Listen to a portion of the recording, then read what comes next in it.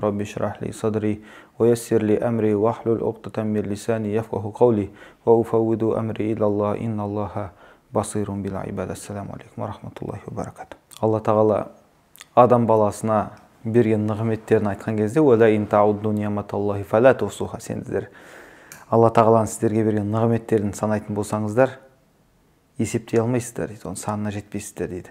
Алайда кейбір нығметтерін өзі тілге тиек еткен. Тілге тиек ету деген енді Алла тағаланың сипат ретінде айтыла ма білмеймін, қателесуі мүмкін, бірақ алайда қазақтың сөзі болғанын айтып жатырмын. Тілге тиек етеді. Қандай сөздерді? Мысалға, Ар-Рахман алламал Құран. Рахман Алла сіздерге Құран үйретті дейді. Құран үйрету ол үлкен бір нығмет. Одан кейін халақал инсан, Алла адамды жаратты дейді. Алламахул баян. Осы жерде бір қызық нәрсе бар. Алламахул баян. Оған баянды үйретті дейді. Баян деген сөз енді біздің қазақ тілінде баян. Яғни баяндау бір нәрсені айту деген нәрсе. Жеткізу, іштегі ойды жеткізу. Бұл жаратылыстардың ішінде тек қана адамға тән нәрсе. Баяндау. Яғни басқа жануарлар белгілі бір дәрежеде өз ойларын жеткізу мүмкін. Үру арқылы, қыңсылау арқылы, әртүрлі өздерінің іс-әрекеттерімен. Алайда адам баласы өзінің ішіндегі жан дүниесін толықтай жеткізе алады екен, егерде тілді білсе. Тіл бұл Алла тағаланың берген нығметтерінің ең кереметтерінің бірі. Алламахул баян. Адамға баянды үйретті дейді. Неткен керемет нәрсе. Алайда ол баянды бізге қабілет түрінде ғана берді. Ары қарай оны біз ашып алуымыз керегінше ол біздің еншіміздегі нәрсе. Қалай оған жаңағыдай тер төгіп еңбек етеміз, солай біз жаңағы неміз ашыла түседі, қабілетіміз ашыла түседі. Кейбір адамдар жаңағыдай бір сөйлеген кезде бір жаңағыдай қолың жетпей тұрған жерді қасып берген сияқты бір сондай бір әсер аласың. Неге? Өйткені тілді өте керемет қолданғандықтан да. Бұның дағуатшыға қандай қажеті бар? Дағуатшы өзінің жаңағы қай ортада өмір сүрсе, сол ортаның тілін жетік меңгеру керек.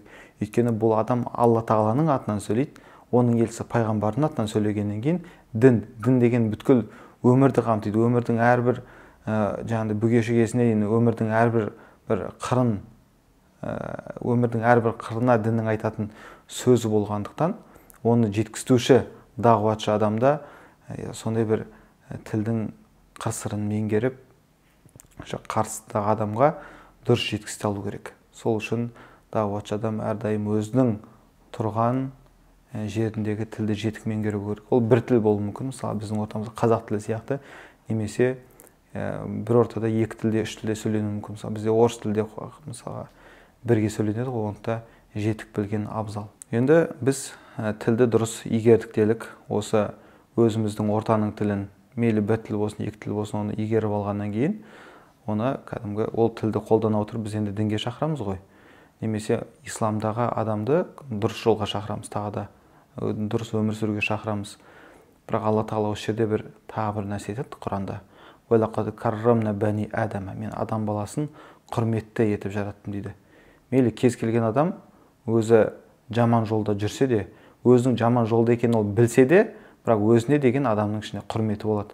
Ол өзінің атын, өзінің затын аяқ асты етпейді ешқашан. Ол өзін қорғайды. Адам өзін қорғайды, өйткені оның табиғатында бар, Алла тағала оны жаңа құрметті қасиетті қылып жаратты. Сол үшін осы нәрсені дағуатшы, дінге шақыратын адам әрдайым қаперінде ұстау керек, сақтау керек ол нәрсені. Адамның құрметтілігін сақтау керек. Мысалға айтайық біз, сіз бір адамды исламға шақырғыңыз келді, бірақ адам жасы 40-қа келген болуы мүмкін, 50-ге келген болуы мүмкін. Осы уақытқа дейін ол бір дұрыс емес дінді дәріптеп жүрген болуы мүмкін да. Дұрыс емес дінді ұстанып жүрген болуы мүмкін. Ойлаңыз, сіз 40 жыл, 50 жылыңызды қазір өшіріп қоқысқа тастайын деп тұрсыз да. Ол өте қиын нәрсе. Адам оны мойындау үшін адамға сондай бір еркектік қасиет керек, мықтылық керек ондай кезде. Бірақ ондай дәрежеге алып келу үшін адамға жұмсақ тіл керек. Оның құрметтілігін сақтай ала отырып, жаңағы дінді жеткізу керек. Тура сол сияқты бір мұсылман адамды алайық.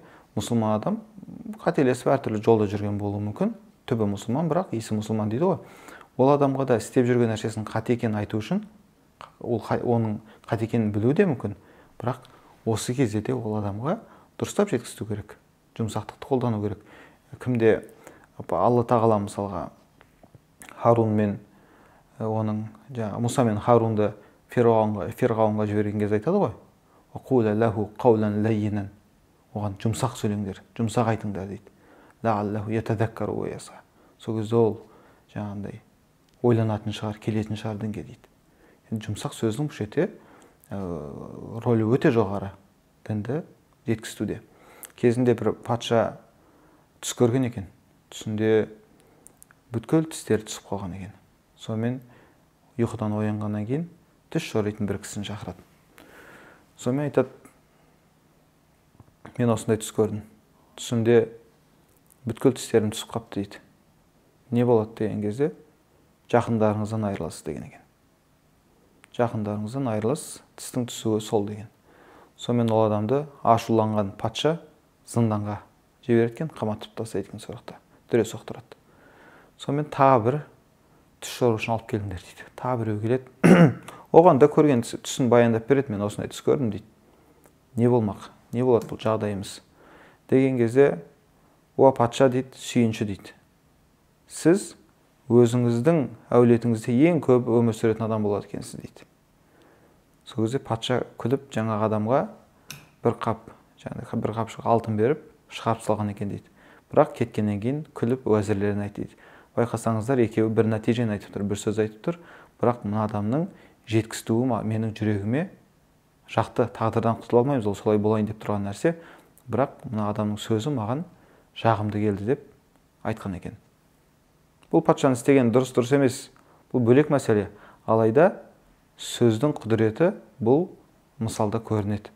Адам бір ауыз сөзбен, айтқанымыздай, көңілді қалдырады, біреудің мерейін үстем етеді бір ауыз сөзбен.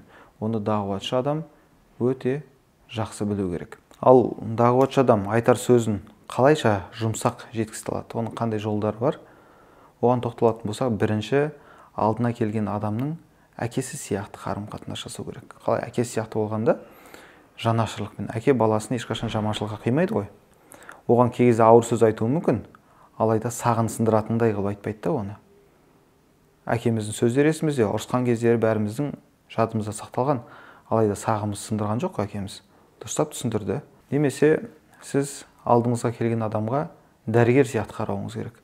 Дәрігер деген алдындағы адамның психологиясын жақсы біледі. Ауырып тұрған адамның аузынан неше түрлі сөздер шығады, неше түрлі шағымдар түседі. Ол адамды шаршатуы мүмкін. Алайда сіз дәрігер болсаңыз, сіздің міндетіңіз сол адамды жазып шығу. Ал жазылу деген негізі көңілден өтетін нәрсе бірінші. Адамға дәрі қонудың да өзінің бір ережесі болса, ол бірінші адамның көңілін табумен болады. Немесе дағуатшы адам алдына келген адаммен бір достық қарым-қатынас құру керек ортада. Оған әрине уақыт кетеді. Олар бірге қыдыру керек, бірге доп ойнау керек деген сияқты.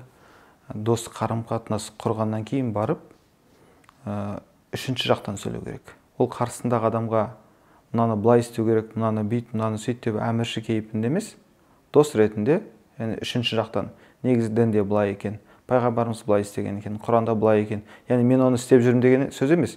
Осылай істеу керек екен деп үшінші жақтан айтатын болса, бұл да бір адамға өтімді келетін лебіздердің бірі, өтімді келетін сөздер. Қорытындылай келген кезде, дағуатшы адам өз дінін насихаттаған кезде тіліне қатты абай болу керек. Дұрыс сөзді дұрыс уақытта қолдана білу керек, және де дұрыс кейіпте қолдана білу керек. Сол кезде ғана ол сөз жүректен шығады, ал жүректен шыққан сөз жүрекке барып қонады. Иншалла. Ва ахиру дауана алхамдулиллахи роббил аламин.